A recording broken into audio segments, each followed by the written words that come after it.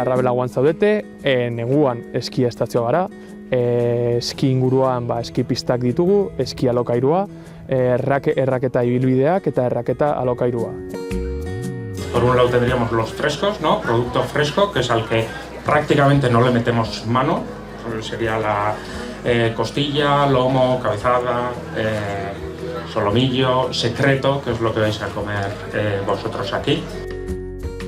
Haragi horrek badu beste kalitate bat. Badu gantza hori haragiaren artean, infiltratua esaten dena, eta ematen dio beste zapore bat, samurtasun bat, ez du zer ikusirik granja batean dituzten txerriekin.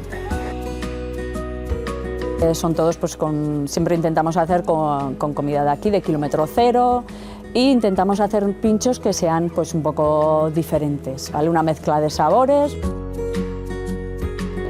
Como lo hacían antaño en nuestras casas nuestras madres, fruta, azúcar y nada más. Bueno, sí, algo más, cariño. Para que no me fallase la fruta la tendría que tratar y eso es lo que jamás voy a hacer.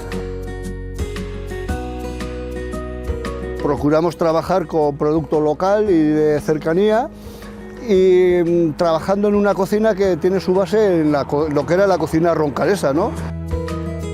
Bereizten dugu alde batetikan, esnetikan hartze dugu gazta egiteko behar dugun mamia, eta beste aldetikan geratzen zaigu pixka bat proteína, vale? En el suero, Orduan, hortikan egiten dugu gaztan bera, gaur probatu duguna baita ere. Os vamos a presentar la tarta de queso con queso de roncal. Es una tarta de queso al horno y aparte el queso de roncal lleva también leche de oveja. Os va a encantar.